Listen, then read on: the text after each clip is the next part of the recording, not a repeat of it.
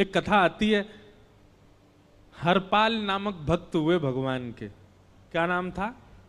इधर देखो, यहां देखो, सब लोग सुनो। तो हरपाल नाम के एक भक्त थे भगवान के, खूब भजन करते थे, खूब साधना करते थे, नाम जप करते थे, कथा सुनते थे, लेकिन वो ब्याह नहीं कर रहे थे। क्यों? उनकी इच्छा थी कि जैसा मैं भजन करता हूं, जैसी मेरी भक्ति है, जैसा मेरा भाव ठाकुर जी के प्रति है, ऐसी कन्या मिले तो मैं ब्याह करूंगा, नहीं तो जीवन भर ऐसे ही रहूंगा। तभी उनके किसी रिश्तेदार ने आकर के बताया, बोले तेरे लायक कन्या मिल गई मुझको। तो हरपाल जी बोले, क्या क्या गुण है उस कन्या का? बोले उस कन्या ने शर्त रखी है, मैं उसी से ब्याह करूंगी जो रोज 1000 संतों को प्रसाद पवाता हो। हरपाल जी बोले, अब तो मुहूर्त भी नहीं निकलवाना, कल ही ब्याह करवा दो मेरा। ऐसी कन्या से तो मैं बिना मुहूर्त के ब्याह करूं। मुहूर्त उसके संग देखा जाता है जिसके संग यह संकोच हो या फिर यह दुविधा हो कि पता नहीं जीवन कैसा चलेगा। इससे तो मुझे भरोसा है बढ़िया जाएगा मेरा जीवन, इसी से ब्याह करा दो। कन्या ने शर्त रखी, हरपाल जी हम आपसे ब्याह तो कर रहे हैं, पर हमारी शर्त मंजूर है ना? रोज 1000 संतों को प्रसाद पवाना पड़ेगा। बोला मैं निश्चित करूंगा, आप ब्याह कर लो। और ब्याह हो गया। हरपाल जी रोज 1000 महात्माओं को प्रसाद पवाते। अब देखो, अगर कोई संकल्प ले ले कि मैं 1000 महात्माओं को प्रसाद पवाऊंगा, अगर 100 महात्मा ज्यादा बढ़ जाएं, 200 महात्मा ज्यादा, उनको मना करेगा क्या? वो तो फिर अपराध बनेगा उससे। प्रसाद पवाने का संकल्प लिया तो जितने आए सबको बैठाने की जिम्मेवारी उसकी। ऐसी कथा में भी होता है, कथा में जितने लोग आए सबका स्वागत होना चाहिए, सबके लिए स्थान पर्याप्त होना चाहिए। कई जगह प्राइवेट कथा करा, हम तो मना कर देते, मत कराओ भैया, आपको अपराध लगेगा। क्यों? वैष्णव को पता चला कि कथा हो रही, वो सुनने आ गया, जगह नहीं मिली या फिर वो बैठ नहीं पाया, तो खाली रहे भले ही स्थान, पर फिर भी स्थान बड़ा रखो ताकि कोई भी आए तो कोई रहे ना कथा से, नहीं तो कथा कराने वाले को अपराध लगता है। वैष्णव बिना सुने चला गया। तो हरपाल जी ने नियम ले लिया, रोज 1000 महात्माओं को भोजन कराते। अब 1000 की जगह कभी कभी 1200 भी हो जाते, 1300 भी हो जाते, 1500 भी हो जाते। लेकिन हरपाल जी करते कुछ नहीं थे, कमाई का कोई जरिया नहीं था, केवल दादा परदादाओं की पुश्त से जो उनके पुश्तैनी धन था उसी को ही खर्च करते जा रहे थे। 1 साल तक बढ़िया चला, 1.5 साल बढ़िया चला, लेकिन 1.5 साल बाद धीरे धीरे धन खत्म होने लगा। जैसे ही धन खत्म होने लगा, हरपाल जी बड़ी चिंता में आ गए, क्या करें। पत्नी को नहीं बताते थे। क्यों? बोले इससे तो शर्त लगी, इसको क्यों बताऊं अपना दुख, इससे तो शर्त, मेरी यही शर्त थी कि रोज 1000 संतों को भोजन कराना। तो हरपाल जी ने बाहर जाते और दुकानदारों के यहां से जाकर के कर्जा लेने लगे। वो पुराने संपन्न थे तो किसी ने कर्जा देने से मना भी नहीं किया, सब देने लगे, बोले ले जा। इतना कर्जा कर लिया, 6-7 महीने तक कर्जे में भी उनके संत सेवा बंद नहीं हुई। 6-7 महीने बाद मांगने वालों ने मांगना शुरू किया, बोले हमारा दो, हमारा दो, हमारा दो। किसी का नहीं दे पाए तो पूरे नगर में ये हो गया कि भैया हरपाल जी अब पहले जैसी स्थिति में नहीं है, कर्जा इनको देना बंद करो, ये देते ही नहीं है पैसा लौटा करके। सब बिगड़ने लगा, धन नष्ट हो गया, इज्जत चली गई, लेकिन उनकी संत सेवा नहीं रुकी, रोज संत सेवा करते। एक दिन मन में विचार करने लगे, अब क्या करूं, अब तो मुझे कोई कर्जा भी नहीं देता, गहने भी सारे बिक गए, धन भी सारा खत्म हो गया। तो हरपाल जी ने मन बनाया कि मैं चोरी करूंगा, और चोरी करके ठाकुर जी, आप लोग मत करना ऐसा, चोरी करूंगा। हरपाल जी चोरी करने जाने लगे, लेकिन हरपाल जी का नियम था कि वो किसी के धन की चोरी नहीं करते थे। संपन्न लोगों के घर में जाते थे और उनकी रसोई घर की सामग्री चुरा लाते थे, चीनी, दाल, आटा, चावल, मूंग, नमक मिर्च, ताकि भंडारा हो जाए सवेरे। इस प्रकार महाराज चोरी होने लगी। एक घर की हुई, दो घर, अब तो हल्ला होने लगा। बोले कि घरों की सामान राशन चोरी हो जाता है। वो बड़ा विचित्र चोर है, धन नहीं चुराता है, राशन चुरा के भागता है। ऐसी चोरी होने लगी महाराज। अब तो लोगों ने अपने अपने घरों में पहरेदारी शुरू कर दी कि चोरी ना हो। तो हरपाल जी को और दिक्कत होने लगी, क्या करें कैसे करें। धीरे धीरे हरपाल जी इस स्थिति में आ गए कि अब संपन्न लोगों के यहां उन लोगों को ढूंढते जो ना कभी संत सेवा करते ना वैष्णव सेवा करते, और उन लोगों के यहां जाकर के थोड़ा बहुत धन चुरा लेते, स्वर्ण चुरा लेते। करना कुछ नहीं, अपना घर नहीं बनाते थे, बसाते थे, संत सेवा करते थे। ठाकुर जी रीझ गए हरपाल से। ठाकुर जी बोले देखो ये सब चोरी कर करके और मेरे संतों को पवारा है। ठाकुर जी बोले इस पर अनुग्रह करने जाना है। भगवान सिंहासन से उठ करके तैयार होने के लिए गए और बढ़िया महाराज नकली सी मूछ लगा करके, ऊपर सिर पर पाग पहन करके और थोड़ा पेट सा बाहर निकाल के, गले में खूब सारी जंजीर डाल के, हाथों की हर उंगली में अंगूठी पहन करके, सोने की जूतियां डाल करके, कौंधनी सोने की पहन करके, और एक बैंत समझते वृद्ध लोग लेकर के चलते, बैंत सोने का मड़ा हुआ बैंत लेकर के ठाकुर जी तैयार हो गए, एक सेठ जी बन गए। लक्ष्मी भैया ने पूछा भगवान बड़ा सुंदर स्वरूप धारण किया, कहां जा रहे हो? बोले अपने भक्त से मिलने जा रहे हैं। रुक्मणी जी बोली मैं भी चलूंगी। भगवान बोले तुम मत चलो, तुम उसको पहचान नहीं पाओगी, तुमसे अपराध बनी जाएगा। बोले नहीं नहीं, भक्त दर्शन करने मैं तो जाऊंगी। भगवान बोले जल्दी तैयार हो जाओ। सब लोग इधर देखो, वहां से कोई सामग्री आ रही है, कथा यहां हो रही है, इधर देखो। और फिर हम आंख बंद कर लेंगे, चाहे आप कहीं देखो। आंख खुली है तो हमको ही देखो।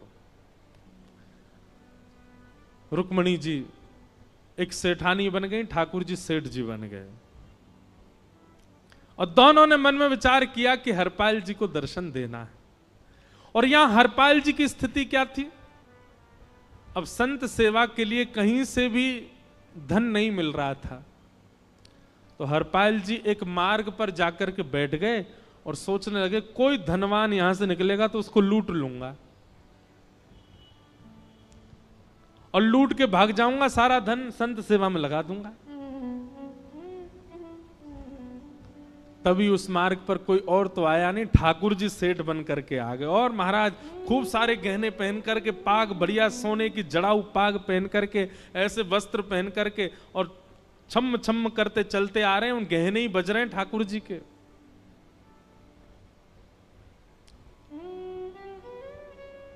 हरपाल जी ने जैसे नेत्र खोल करके देखा, ठाकुर जी के रूप यौवन और सबरी उनके श्रृंगार को देख करके हरपाल जी बोले ये तो 1 साल के भंडारे की व्यवस्था आ रही है सामने से। इतने में ही सेठानी जी रुक्मणी जी भी आई। उनको ओहो, ये तो कम से कम 5-10 साल की व्यवस्था आ रही है। अगर ये दोनों लूट लिए जाएं तो 10 साल चोरी नहीं करनी पड़ेगी। देखो कितना धन संपन्न। हरपाल जी के बगल में जैसे ही ठाकुर जी पहुंचे, हरपाल जी बोले भैया जय श्री कृष्ण प्रणाम। ठाकुर जी तो नाराज हो गए, क्या भगवान का नाम बोलता है सुबह सुबह? तुम सब लोग बड़े पाखंडी हो, ढोंगी हो। और हमने सुना इस गांव में एक रहता है, वो चोरी डकैती करता है और फिर कहते हैं संत सेवा करता है। ऐसी काय बात की चोरी भैया? करता तो चोरी है, भले ही उससे भली संत सेवा करता हो। नाम उसका हरपाल है, हम सब जानते हैं। भगवान का नाम मत लो हमारे सामने। हरपाल जी समझ गए वो तो बिल्कुल भगवत विमुख है, इसकी तो एक अंगूठी भी नहीं छोड़नी मुझको, इसका तो सब लेके जाऊंगा। अगर ये बदले में जय श्री कृष्णा बोलता तो एक आध गहना छोड़ देता इसका में, पर ये तो इतना बिखर रहा है भगवान का नाम सुन के, इसका कुछ नहीं छोड़ूंगा, सब ले जाऊंगा।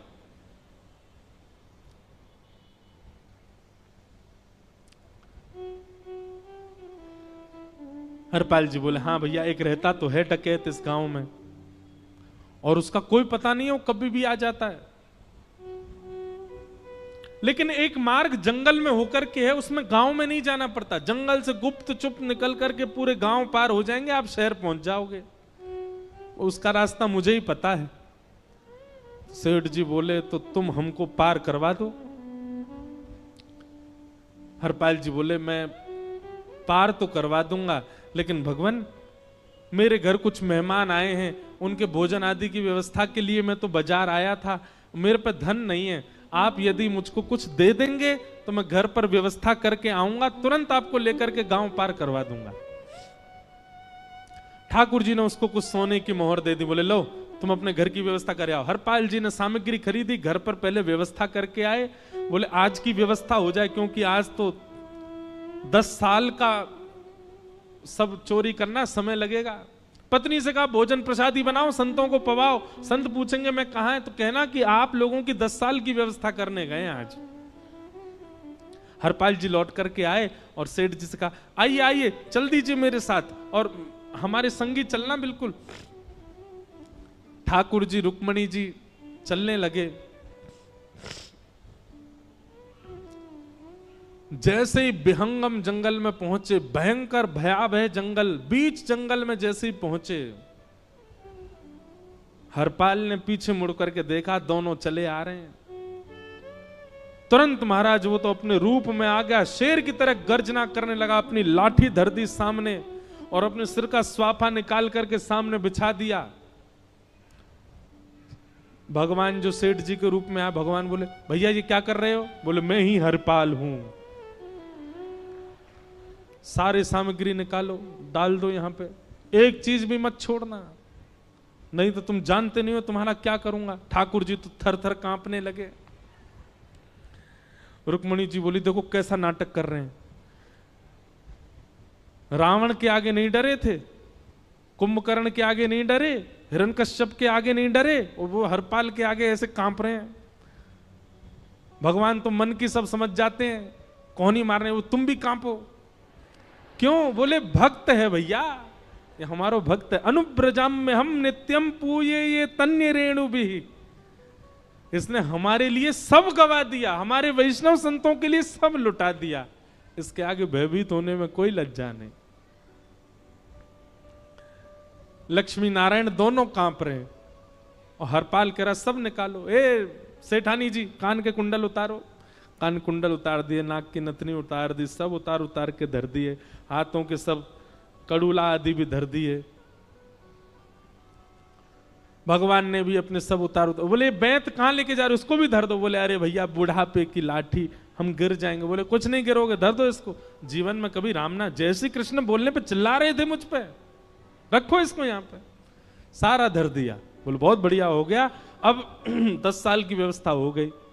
इतने में भगवान की कनिष्ठ उंगली में एक अंगूठी थी।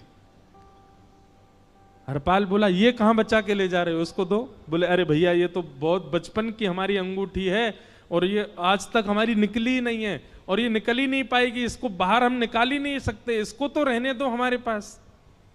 बोले तुम क्या जानो, इस अंगूठी से कम 1 हफ्ता संत भोजन होगा और तुम पे तो दया करनी नहीं है। चिल्लाए थे मुझ पे जय श्री कृष्ण बोलने पर, निकालो इसको। भगवान खूब प्रयास करें, वो नहीं निकले तो हरपाल जी ने उंगली पकड़ी। बोले इसको काट देता हूं मैं, तुम्हारे पास उंगली रहने का कोई काम नहीं है, तुम उंगली से करते ही क्या हो। और महाराज जैसे ही उंगली पकड़ करके काटने का मन किया, वो काटने ही वाले थे, इतने में ही द्वारिकाधीश भगवान शंख चक्र गदा पद्म धारण करके प्रकट हो गए सामने। रुक्मणी जी महालक्ष्मी के रूप में प्रकट हो गई और दोनों ने अपने अंक में हरपाल को भर लिया। हरपाल जी समझ नहीं पा रहे ये क्या हुआ, दूर हटे। बोले नाथ, बोले हम साक्षात द्वारिकाधीश, ये साक्षात रुक्मणी तुम्हारी भक्ति से प्रसन्न होकर तुमको दर्शन देने आए हैं। हरपाल जी घुटने के बल बैठ गए, रोने लगे, सर रख दिया चरणों में, पटकने लगे। बोले नाथ, मैंने अपने नाथ को लूटा, आज मैंने अपने स्वामी के साथ डकैती कर रहा था, मैं अपने स्वामी की उंगली काटने पर मजबूर हो गया था, इसका मतलब तो मैं पापी हूं। मेरा पाप इतना प्रचंड हो गया कि मैं आपके रूप को नहीं पहचान पाया। भगवान ने हृदय से लगा, नहीं हरिपाल, तुमने कभी अपने लिए प्रयोग थोड़ी किया। तुम्हारी पत्नी भूखे सो जाते हो, लेकिन संतों को भूखा नहीं जाने देते।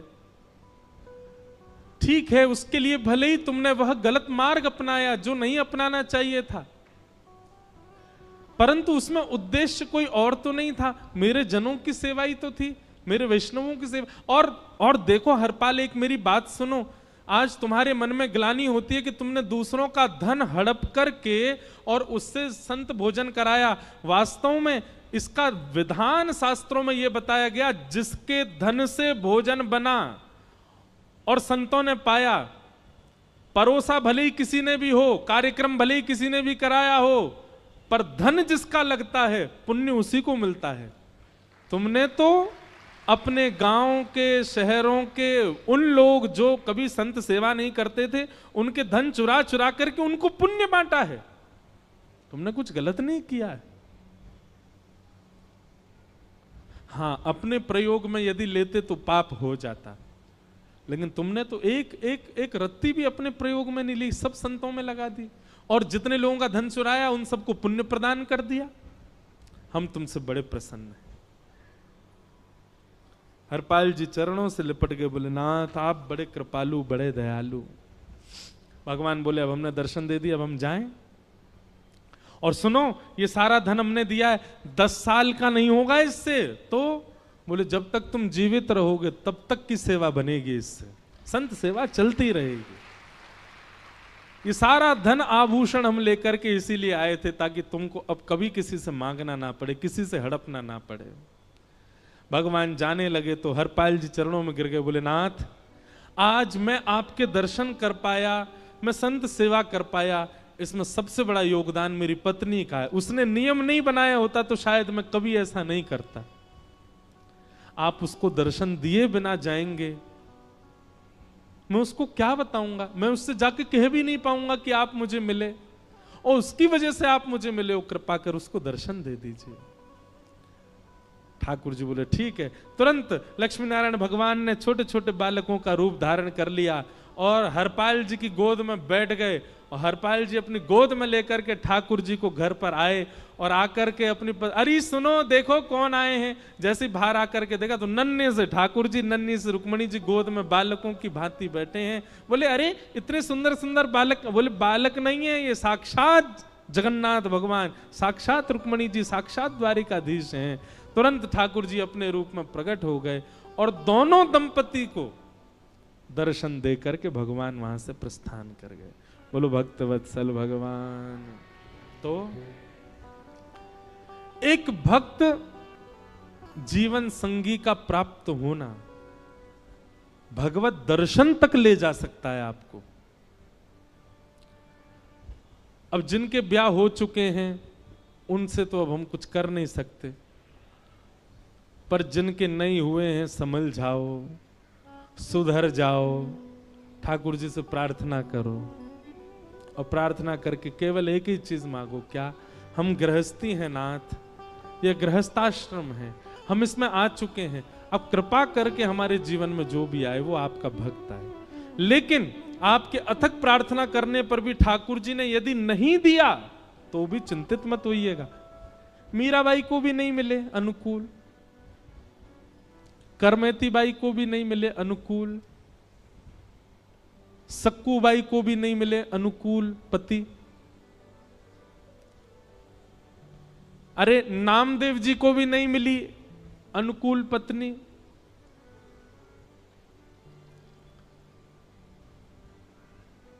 इसलिए अनुकूल मिल जाए तो भगवान की बहुत बड़ी कृपा, नहीं मिले तो उससे चिंतित मत होना। जो मोह, जो प्रेम पत्नी के प्रति होना है आपका, वो ठाकुर जी के प्रति हो जाएगा अगर अनुकूल नहीं मिला तो। इसलिए दोनों स्थिति में सम रहना, प्रयास करो कि ठाकुर जी अनुकूल दें। तो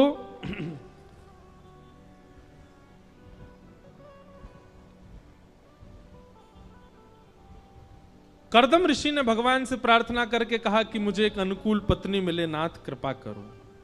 और कैसी पत्नी मिले जो मुझसे ज्यादा आपसे प्रेम करे, मुझसे ज्यादा आपका भजन करे, मुझसे ज्यादा आपको ध्याए। कर्दम ऋषि की बात सुनकर के भगवान बड़े प्रसन्न हो गए। भगवान ने कहा, बोले ऋषि, परसों स्वयंभू मनु तुम्हारे यहां आएंगे अपनी पुत्री देवहूति को लेकर के, वही तुम्हारे लिए अनुकूल है, उससे तुम ब्याह कर लेना। कर्दम ऋषि बोले, मतलब क्या मुझे कहना पड़ेगा कि अपनी बेटी से मेरा ब्याह करा दो? ये तो बड़ा अटपटा लगेगा। भगवान बोले, चिंता नहीं, हमने सब व्यवस्था कर दी। हमने नारद जी से जाकर के उनकी बेटी को आज्ञा दिलवा दी कि आपका ब्याह तो केवल नारद जी से, उनसे, कर्दम ऋषि से होगा। वो अपनी बेटी का ब्याह करने ही आपके यहां आएंगे, आप उनसे ब्याह करना, आपका जीवन मंगल में होगा। कर्दम ऋषि का देवहूति माता के साथ ब्याह हुआ, 9 पुत्रियों ने जन्म लिया। 10वें संतान के रूप में भगवान कपिल प्रकट हुए। अच्छा, ये भी बड़ी अद्भुत कथा है। जब कर्दम ऋषि ने वरदान मांगा कि मुझसे ज्यादा आपसे प्रेम करने वाली मुझे कन्या से मेरा ब्याह हो जाए, ठाकुर जी इतने प्रसन्न हो गए। भगवान ने कहा, एक वरदान हम तुम्हारा पूरा करेंगे, एक वरदान हम अपनी तरफ से देंगे।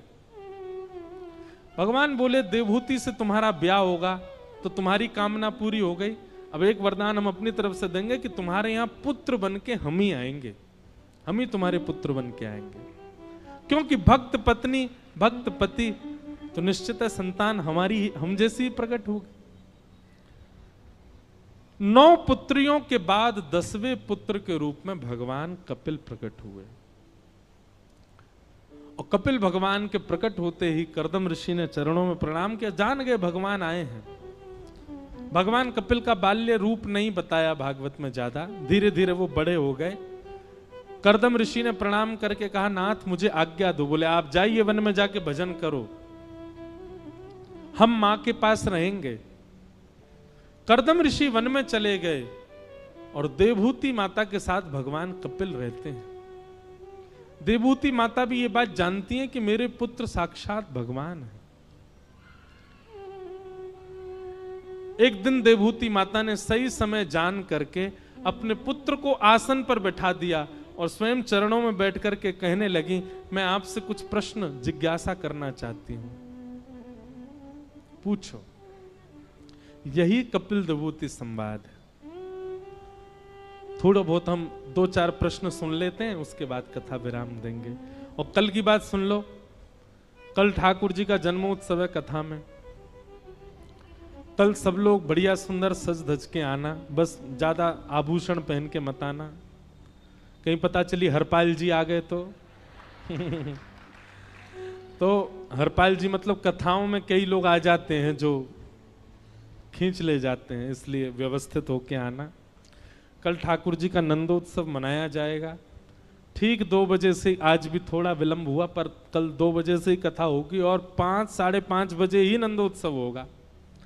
इसलिए आप लोग विलंब नहीं करना, कल समय से आ जाइएगा, खूब सुंदर बन के आना, खूब आनंद के साथ खूब उत्सव मनाएंगे कल ठाकुर जी का। 2 से 5 कथा रहेगी और फिर उत्सव के बाद सबको बधाई भी मिलेगी। बधाई ले लेकर के सब लोग अपने घर जाना। फिर अगले दिन गोवर्धन लीला, उसके अगले दिन रुक्मणी विवाह और फिर कथा विश्राम होगी। विश्राम वाले दिन की कथा भी हो सकता है 1-8 घंटा पहले शुरू हो, क्योंकि रात्रि में ही हमको प्रस्थान करना है। तो वैसे तो 2 से 5 ही समय है, विश्राम वाले दिन ज़्यादा से ज़्यादा 1 से 4 हो जाएगा, इससे ज़्यादा पहले नहीं करेंगे। तो आप सब लोग समय का ध्यान रख के आइएगा। हम कुछ प्रश्न देवहूति के सुन करके और फिर कथा को विराम देंगे, बहुत ध्यान से सुनिएगा।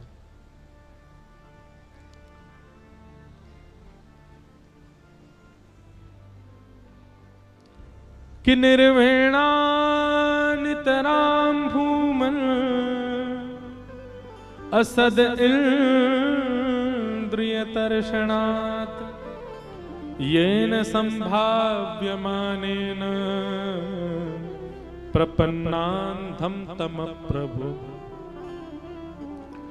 देवहूति माता कपिल भगवान से प्रश्न करते हुए कहती हैं, वत्स वैसे तो तुम मेरे पुत्र हो, पर आप भगवान हो, इसलिए मैं आपसे प्रश्न करती हूं। ये इंद्रियां भोग भोगते भोगते हारती नहीं है। जीव को कितना भी खिला दो कभी तृप्ति नहीं होती, आंखों को कितना भी दिखा दो तृप्ति नहीं होते, हमारी इंद्रियां कभी तृप्त नहीं होती हैं। श्री कृष्ण, इन समस्त इंद्रियों को तृप्त करने का उपाय क्या है? ऐसा क्या उपाय है जिससे हमारी इंद्रियों की इच्छाएं समाप्त हो जाएं, फिर कोई इच्छा ना रह जाए जीवन में? कपिल भगवान उत्तर देते हुए कहते हैं, मैया चेतः खल्वस्य बन्धाय मुक्तये चात्मनो मतिं गुणेषु सक्तं बन्धाय रतं वा पुंस मुक्तये।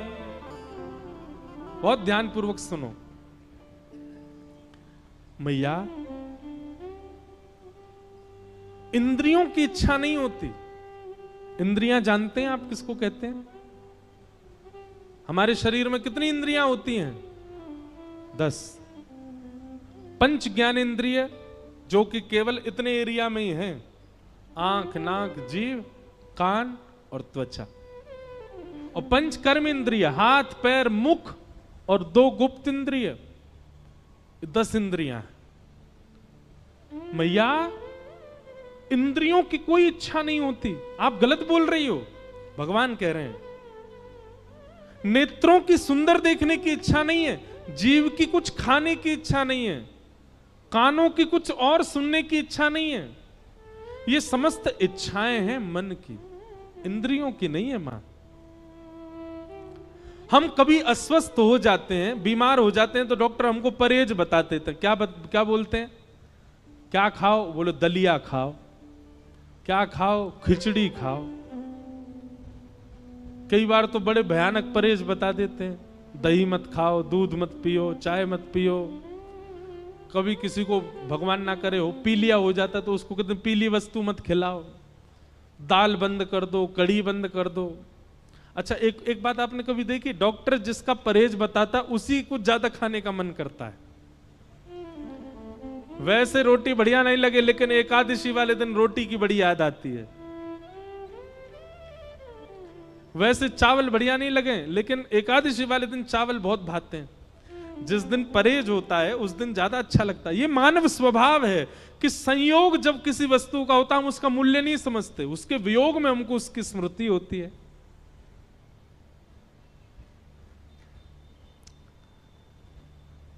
भगवान कह रहे हैं, मैया, इंद्रियों की इच्छा नहीं होती। इंद्रियों को तो जो दे दोगे वो स्वीकार कर लेंगी। इच्छा होती है मन की। आपका प्रश्न होना चाहिए कि मन कैसे सुधारें? इंद्रियां नहीं सुधारी जा सकती। किसी व्यक्ति को जेल हो जाए, उसको बोला जाए, ए तुमने उस आदमी को गोली क्यों मारी? वो कहे, मैंने नहीं मारी, मेरे हाथ ने मारी थी, मेरे हाथ को दंड दे दो। तो जज क्या कहेगा? ये पागल हो गया, इसको पागल खाने भेजो। क्यों भाई? हाथ तो वही करेगा जो तू चाहेगा। और वो तो ये चाहने वाली स्थिति किसकी होती है? मन की। कर्म तो मन ही करवाता है ना। मैया, इंद्रियां नहीं सुधारी जाती, मन सुधारा जाता है। मन सुधर जाएगा, समस्त इंद्रियां अपने आप सुधर जाती हैं। और मन को सुधारने का एक ही उपाय है, क्या? सत्संग। मन केवल एक भाव से सुधरेगा, सत्संग से। अच्छा, सत्संग किसको कहते हैं? सत्संग का मतलब पता है? बोले हाँ, जो हम 2 बजे से बैठ के यहां कर रहे हैं ये सत्संग है। यह ही सत्संग नहीं है। धोती पहन के रहना यह भी सत्संग है। तिलक धारण करके रहना यह भी सत्संग है। कंठी माला पहनना यह भी सत्संग है। किससे बात करना, किससे ना करना यह भी सत्संग है। क्या खाना, क्या नहीं खाना यह भी सत्संग है। आपकी संपूर्ण दिनचर्या सत्संग कहलाती है। क्या खाते हो, क्या पहनते हो, कहां जाते हो, किससे मिलते हो, कैसे बोलते हो, कैसे। अरे लेटना भी सत्संग होता है। लेटने का तरीका, कई लोग बैठते कैसे, सोफा पे ऐसे बैठ जाते हैं, अधर होकर के हाथ पाम ऊपर कर लिए, पाम सामने टेबल पर धर लिए, उसके बैठने की अदब से ही पता चलता है कि ये अच्छा आदमी नहीं। पर कोई बैठता हो डिसेंट तरीके से, ऐसे सुख आसन में बैठ जाता हो, मेरुदंड सीधा रखता हो, अपनी गर्दन सीधा रखता हो, उसके स्वरूप से पता है सत्संगी है। बैठने का तरीका, बोलने का तरीका, चलने का तरीका, खाने के व्यंजन, पीने का पानी, सोने का स्थान, सब आपका सत्संग बताता है और इन सब से मन पर प्रभाव होता है। ये सब सत्संग कहलाते हैं। सदपुरुषानाम संग इति सत्संग, सदग्रंथानाम संग इति सत्संग, सदव्यंजनानाम संग इति सत्संग, सब सत्संग है। मां, सत माने भगवान, और आपकी हर स्थिति ऐसा संग करती है जिससे भगवत प्राप्ति हो, वो सब सत्संग कहलाता है। सत्संग। मां, यदि आप चाहती हो कि आपका मन शुद्ध हो, पवित्र हो, एकाग्र हो, तो आपको सत्संग करना चाहिए। किनका संग करें? तब पंच गुण बताए। कौन कौन से पंच गुण? तितिक्षवः कारुणिका सुहृदः सर्वदेहिनां, अजात शत्रवः शांता साधवः साधुभूषणा। जो सहनशील है, जिसके अंदर दया है, सब प्राणी मात्र के लिए भला चाहता है, जिसका कोई शत्रु नहीं है, और जो शांत रहता है, ये पंच लक्षण जिसमें है मैया, उसका संग करो, आपका मन अपने आप सुधर जाएगा। सत्संग की विधा और मन एकाग्र की विधा भगवान ने यहां पर बताई। देवूती माता ने अगले प्रश्न कई किए, फिर प्रश्न किया कि आपके दर्शन में सबसे पहले कौन से अंग को देखना चाहिए? तो भगवान कहते हैं सबसे पहले मेरे दर्शन में मेरे चरणों का दर्शन करना चाहिए।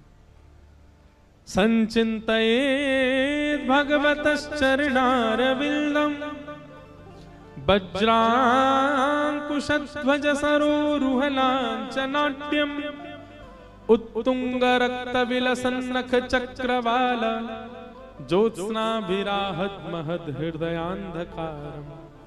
हम लोगों को दर्शन करना नहीं आता। कई लोग कैसे दर्शन करते हैं? मंदिर में गए, देख लिए ठाकुर जी। कई लोग तो मंदिर में गए, ठाकुर जी के आगे जाके आंख बंद कर लेते हैं। भाई दर्शन करने आए हो, इतने बड़े अंतर्मुखी हो गए हो कि बिना देखे ही ठाकुर जी दिख रहे हैं चित्त में आपको। भगवान के सामने जाके आंख बंद नहीं करनी चाहिए। ठाकुर जी को तो निहारो, देखो, वंदन करो। लेकिन दर्शन भी कैसे करें? तो कहते हैं सबसे पहले भगवान के श्री चरणों का दर्शन करो। श्री चरणों के बाद उनके घुटने देखो, फिर कटी भाग देखो, फिर वक्ष देखो, ग्रीवा देखो, अंत में मुख देखो। हम कई बार तो दर्शन करने जाते हैं, मुख ही देखते हैं, चरण देखते ही नहीं ठाकुर जी के। और देखो कई जगह ऐसा है कि चरण दर्शन नहीं होते। जैसे हमारे बिहारी जी साल में एक ही बार दर्शन देते हैं चरणों के, अक्षय तृतीया। तो क्या करें? तो जिस ऐसे देव के दर्शन करो जिनके चरण दर्शन नहीं हो रहे हैं, तब उनके जिस अंग का नीचे दर्शन हो रहा है वहां से लेके ऊपर तक दर्शन करके चरणों की भावना रख लो। भावना मतलब विचार कर लो ठाकुर जी के कैसे चरण हैं। तो सुनो, उत्तुंग रक्त विलसन्नख चक्रवाल, कमल जैसे ठाकुर जी के चरण हैं। ध्याकुर जी के नख जो हैं ऐसे लगते हैं मानो एक एक चंद्रमा विराजमान हो, ऐसा प्रकाश उत्पन्न हो रहा है। वज्रांकुश ध्वज सुरोरुहलांचनाड्यम, वज्र, अंकुश, ध्वजा आदि आदि चिन्ह भगवान के चरणों में है। ये सब विचार कर लो। लेकिन सर्वप्रथम दर्शन भगवान के चरणों का ही करो। हमने एक कथा में एक बात कही थी कि आप एक नियम बना लीजिए। क्या? 15 दिन तक अपने प्रिय मंदिर जाओ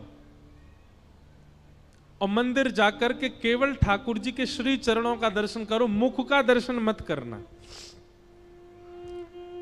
आपका आकर्षण होगा उनके मुख की ओर, वो कितने भी सुंदर बन के क्यों ना खड़े हों, कितने भी अच्छे प्यारे क्यों ना लग रहे हों, आप जाकर के नेत्रों से गाढ़ करके केवल उनके चरणों को देखना, मुख मत देखना। 15 दिन बाद आप अनुभव करेंगे कि 15 दिन तक आपने ठाकुर जी के चरणों के दर्शन किए, तो 15वें दिन आपके स्वप्न में या आपके नेत्रों में ठाकुर जी खुद अपना मुख दिखाने आएंगे। ये चरण दर्शन से मिलने वाला फल है। 15 दिन बाद ठाकुर जी खुद आ जाएंगे। अरे रोज आवे देखे ना, हम वो देख मैं कैसा लग रहा हूं आज। ठाकुर जी के चरणों में चरण साधारण नहीं है ठाकुर जी के। उन चरणों का नित्य दर्शन करो। जिसके मन में ये अभिलाषा हो कि मुझे ठाकुर जी को स्वप्न में देखना है, 15 दिन तक ठाकुर जी के चरणों का चिंतन करो। 15 दिन भी बहुत बता रहे हैं हम। आप संकल्प धारण करो, 1 हफ्ता व्यतीत होते ही ठाकुर जी स्वप्न में दिखेंगे। बस शर्त यह है कि ठाकुर जी का मुख मत देखना, मंदिर जाके चरण ही देखो।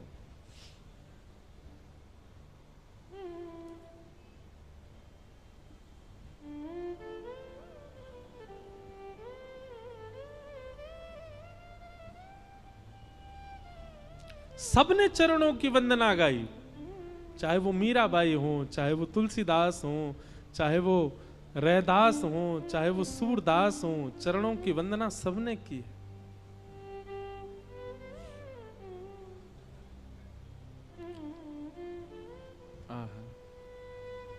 मीराबाई कहती हैं, हरि चरणा चित राची, गिरधर जन्म मरण रा साथी। मीराबाई कहती हैं, गोवर्धन गिरधारी जी सुध लेना हमारी। मीरा के प्रभु गिरधर नागर, चरण कमल बलिहारी, सुध लेना हमारी। गोवर्धन गिरधारी सुध लेना हमारी। चरणों की वंदना किसने नहीं गाई? सबने गाई है। तो भगवान कहते हैं, मैया मंदिर में आती सबसे पहले मेरे श्री चरणों का दर्शन करो, श्री चरणों का अनुभव करो। तत्पश्चात मैया ने और भी प्रश्न किए, ठाकुर जी से प्रार्थना करी। भगवान सबके उत्तर देते जा रहे हैं और सबके उत्तर में कोई ना कोई भाव ठाकुर जी सुंदर सुंदर बता रहे हैं। इस प्रकार देवहूति माता के अनेक प्रश्नों के उत्तर यहाँ कपिल देवहूति संवाद में कहे जा रहे हैं। हम सबको प्रणाम मात्र करते हैं। कल ठाकुर जी का नंदोत्सव मनाया जाएगा। आप सब लोग 1:30 बजे ही उपस्थित हो जाना। 2 बजे से कथा का प्रसंग रहेगा। बड़े प्रेम और भाव से आज के मंगलमय कथा को विश्राम देते हैं। भाव से सब लोग गाओ। सब सुख सागर रूप उजागर रहे वृंदावन धाम। सब सुख सागर रूप उजागर रहे वृंदावन धाम। सब सुख सागर रूप उजागर रहे वृंदावन धाम।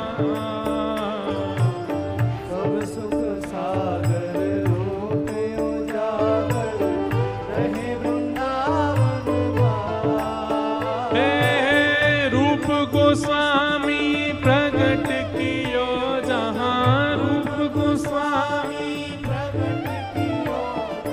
रूप गोस्वामी प्रगट कियो जहां, रूप गोस्वामी प्रगट कियो।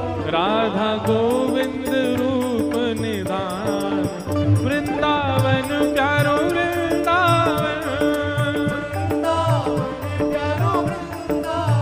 हे श्री वृंदावन मेरो वृंदावन। रूप गोस्वामी प्रगट कियो जहां, रूप गोस्वामी प्रगट कियो। राधा गोविंद रूप निधान।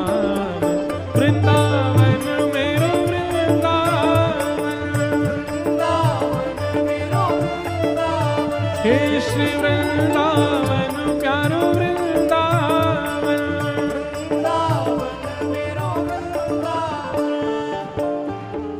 बिहरत निस दिन कुंज गलन में, ब्रज जन मन सुख धाम।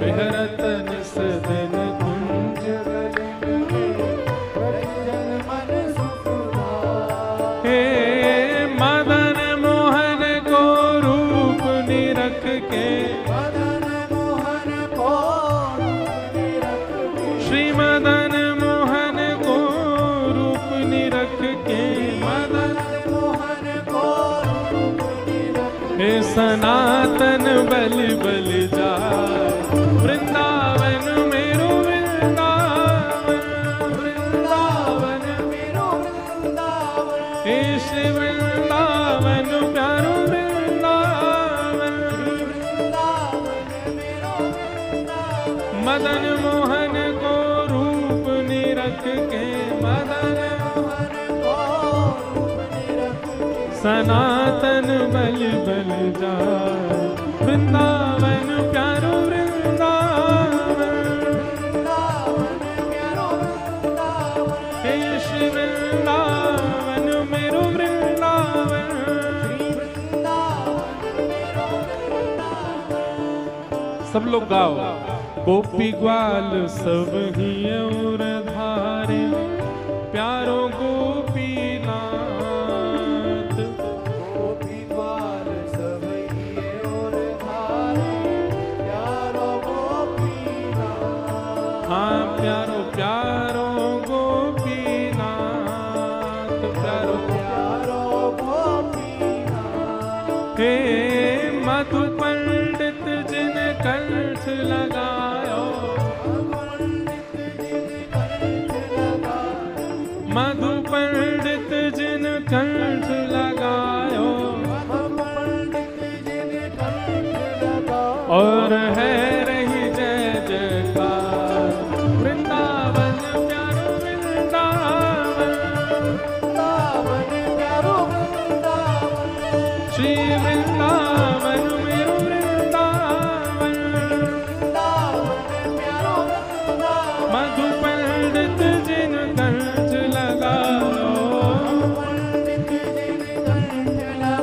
और है रही जय जयकार, वृंदावन मेरो वृंदावन, वृंदावन मेरो वृंदावन, हे श्री वृंदावन प्यारो वृंदावन, वृंदावन मेरो वृंदावन।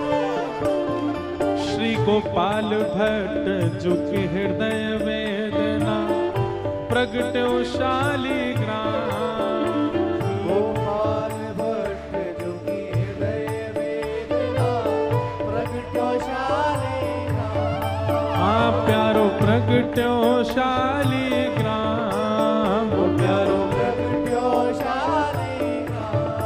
हे रूप सुधा को खान हमारो, रूप सुधा को खान हमारो, रूप सुधा को खान हमारो, रूप सुधा को खान हमारो। हे प्यारो राधा रमण जुलाल, वृंदावन मेरो वृंदावन, वृंदावन मेरो वृंदावन, हे श्री वृंदावन प्यारो वृंदावन, वृंदावन प्यारो वृंदावन, रूप सुधा को खान हमारो, रूप सुधा को खान हमारो, वृंदावन में सब तेरा, वृंदावन में सब तेरा, श्री राधा रमण जुलाल, वृंदावन मेरो वृंदावन, वृंदावन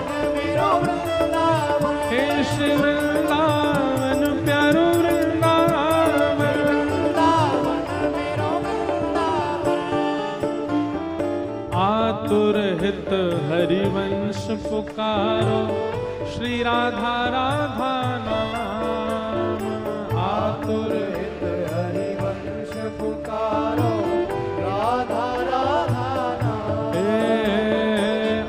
आतुर हित हरि वंश पुकारो, श्री राधा राधा नाम। आतुर हित हरि वंश पुकारो, राधा राधा नाम। सघन कुंज यमुना तट आयो, सघन कुंज यमुना तट आयो।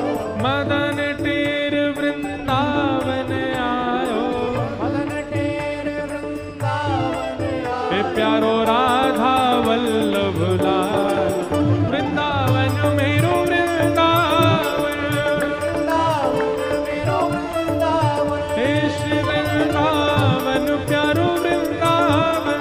वृंदावन मेरो वृंदावन। मदन टेर यमुना तट आयो, मदन टेर हे प्यारो राधा वल्लभ लाल, वृंदावन प्यारो वृंदावन।